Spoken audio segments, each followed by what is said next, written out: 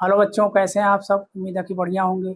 आज हम class 9th के फर्स्ट चैप्टर में एक और टॉपिक पर आपको डिस्कस करेंगे, जिसका नाम है क्रोमोसोम। क्रोमोसोम का मतलब होता है गुणसूत्र। और गुणसूत्र क्या है? देखो, हर कोशिका के अंदर, हर कोशिका में आपको पता है कि केंद्रक होता है, ठीक है। इसके अतिरिक्त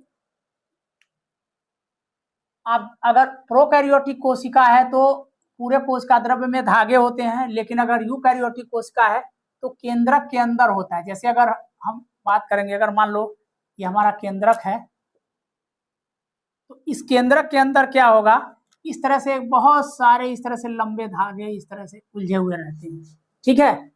ये जो धागे होते हैं ये जाल हैं, जाल के रूप में होते हैं, जिसको हम क्या कहते हैं, क्रोमैटिन कहते हैं।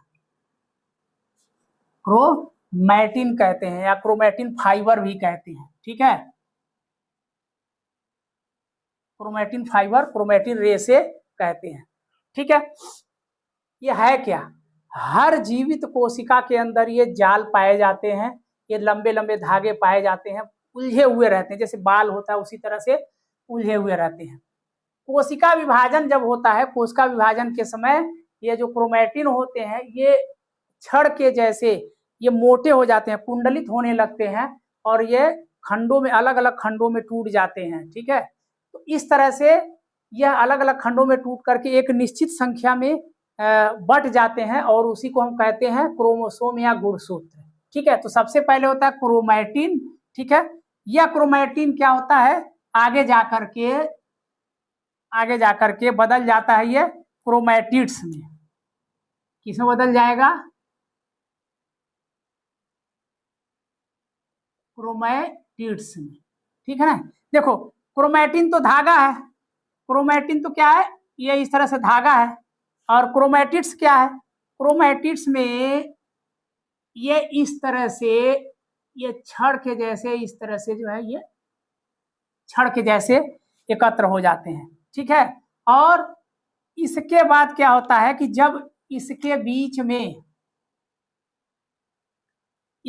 में यहाँ पर सेंट्रोमियर विकसित हो जाता है, तो इसी को कहते हैं क्रोमोसोम। क्रोमोसोम मतलब क्रोमोसोम क्या हुआ, इस तरह से इसकी संरचना होती है। ये बीच में हो गया सेंट्रोमियर, और इसके ऊपर एक तरफ ये क्रोमैटिड हुआ और दूसरे तरफ भी क्रोमैटिड हुआ, ठीक है। तो देखो, ये वाला जो बीच का जो केंद्रक है इसको हम कहते हैं सेंट्रोमियर। सेंट्रोमियर, ठीक है ना, सेंट्रोमियर। तो अब ये जब सेंट्रोमियर हो गया और इसके दोनों तरफ जो है ये क्रोमैटिड हो गए, तो ये क्रोमैटिड और सेंट्रोमियर आपस में मिल जाएंगे, तो इसी को हम कहते हैं क्रोमोसोम। अब ये क्रोमोसोम में बहुत जटिलताएं हैं।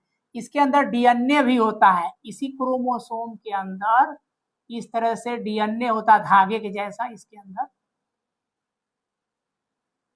ठीक है ना। इसके अंदर डीएनए भी होता है और कुछ प्रोटीन्स होते हैं जिसे हिस्टोन प्रोटीन्स भी कहते हैं। तो याद रखिए कि जो क्रोमोसोम होता है वो क्रोमोसोम क्या है, क्रोमोसोम में सबसे पहले होता है क्रोमैटिन। क्रोमैटिन, ये क्रोमैटिन किस में बदल जाएंगे, क्रोमैटिड्स में बदल जाते हैं, क्रोमैटिड्स में बदल जाते हैं। ये धागे धागे हैं, महीन धागे, महीन धागे जैसे हैं। और ये क्या है, ये छड़ जैसे, ये छड़ जैसे संरचना होते हैं, ठीक है ना। ये डबल हो जाते हैं, मोटे हो जाते हैं। अब क्रोमैटिड्स किस में बदल गया, क्रोमोसोम में, क्रोमोसोम में। तो याद रखना, क्रोमोसोम में केंद्रक हो जाता है सेंट्रोमियर, और क्रोमोसोम के अंदर डीएनए भी है। तो आप अब क्रोमोसोम जब हम डिटेल में अध्ययन करेंगे तो पता चलेगा कि क्रोमोसोम किससे बनता है। क्रोमोसोम बनता है डीएनए से, और साथ में इसमें होता है प्रोटीन। क्या होता है, प्रोटीन। अब ये प्रोटीन दो प्रकार के होंगे, एक तो हिस्टोन प्रोटीन होगा, कौन सा, हिस्टोन, और एक होता है नॉन हिस्टोन। देखिए हिस्टोन प्रोटीन विशेष प्रोटीन होते हैं जो 5 प्रकार के होते हैं, ठीक है। ये H1, H2A, H2B, H3 और H4, ये 5 प्रकार के हिस्टोन प्रोटीन होते हैं। और नॉन हिस्टोन प्रोटीन ये नॉर्मल प्रोटीन होते हैं जो अतिरिक्त प्रोटीन लगते हैं, यानी जब गुणसूत्र की संरचना होती है तो उसमें डीएनए होता है और साथ में हिस्टोन प्रोटीन और कुछ नॉन हिस्टोन प्रोटीन, अतिरिक्त हिस्टोन प्रोटीन भी लगते हैं, ठीक है ना। यहाँ तक क्लियर है। मतलब गुणसूत्र जो होते हैं वो कोशिकाओं में पाए जाते हैं और जीवों में हर कोशिका में एक निश्चित संरचना गुणसूत्र होती है, यानी प्रत्येक जीव कोशिका में निश्चित गुणसूत्र होते हैं, निश्चित गुणसूत्र होते हैं। अब एक चीज और याद रखेंगे कि एक जीवधारी के हर कोशिका में समान गुणसूत्र, जैसे अगर हम मनुष्य की बात करें तो मनुष्य में 46 गुणसूत्र हैं, तो 46 गुणसूत्र हर कोशिका में होंगे, समझ में आ गया। यानी एक जीव के प्रत्येक सेल में समान गुणसूत्र होते हैं,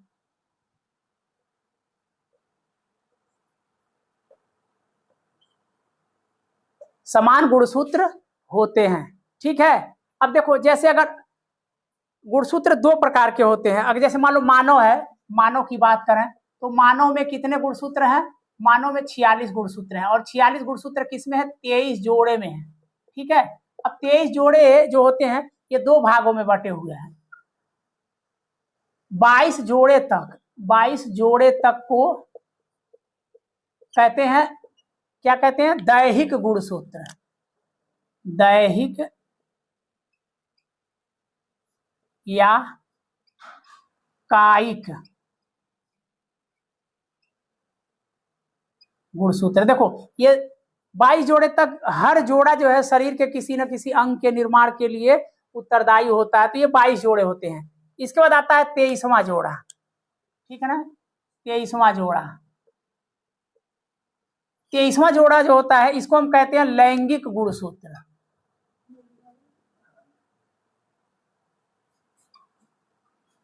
लैंगिक गुणसूत्र। ये लैंगिक गुणसूत्र जो होते हैं ये लड़के या लड़कियों के जन्म के लिए उत्तरदायी होते हैं, ठीक है, यानी इनसे लैंगिक निर्धारण होता है, ठीक है। तो 22 जोड़े और 23वां जोड़ा। अब एक चीज और है, 22 जोड़े समजात होते हैं, जो 22 जोड़े गुणसूत्र हैं वो क्या होते हैं, समजात होते हैं। समजात का मतलब जैसे आप देखोगे सब यक्स यक्स होते हैं, लेकिन ये विषम जात होते हैं, ये हेट्रोजाइगस होते हैं।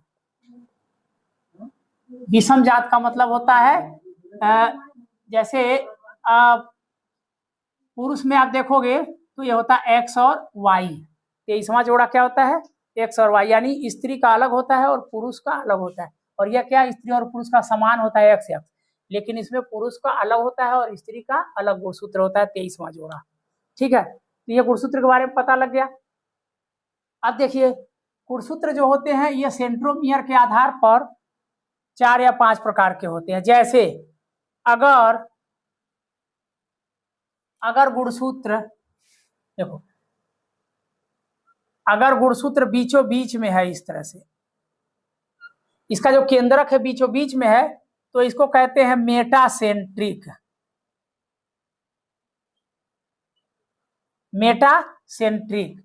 दूसरा आता है अगर एक तरफ तो ये बड़ा है लेकिन दूसरी तरफ गुणसूत्र जो है तो एक तरफ छोटा है, ये बड़ा है ऊपर वाला छोटा है, तो इसको कहेंगे सब मेटासेंट्रिक।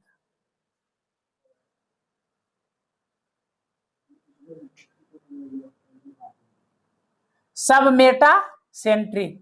तीसरा आते हैं एक तरफ तो पूरा फुल व्यवस्थित है, लेकिन दूसरी तरफ क्या है, छोटा सा है, ठीक है ना, यानी ये किनारे पर है, दूसरी तरफ किनारे पर है, तो इसको कहेंगे एक्रोसेंट्रिक, एक्रोसेंट्रिक। और लास्ट में आता है कि दूसरा वाला एकदम लुप्त हो जाता है, इस तरह से खत्म हो जाता है, तो इसको क्या कहेंगे, फीबोसेंट्रिक,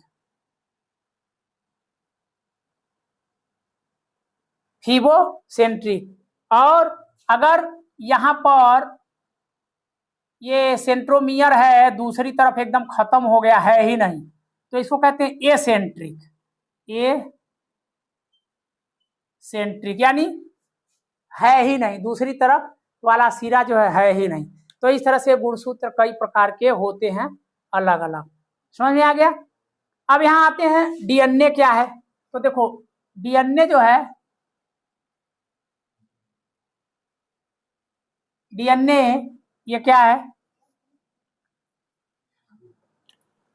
गुणसूत्र में पाया जाता है, ऐसे लिखो, डीएनए एक आनुवांशिक पदार्थ है, आनुवांशिक पदार्थ है जो माता पिता के लक्षणों को, माता पिता के लक्षणों को संतानों में स्थानांतरित करता है, पहुंचाता है।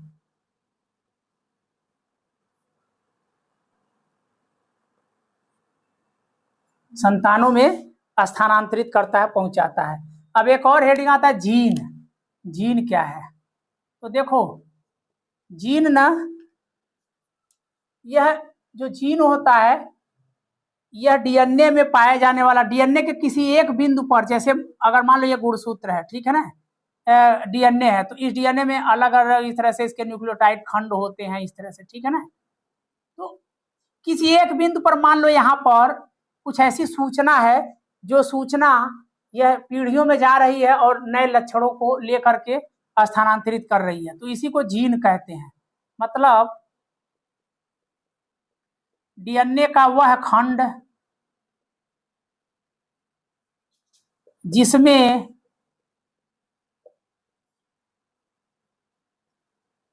अगली पीढ़ी के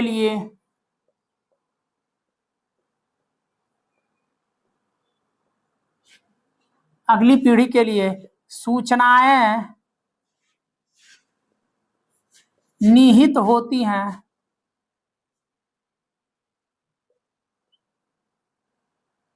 निहित होती हैं, जीन कहलाते हैं, जीन कहलाते हैं, ठीक है ना।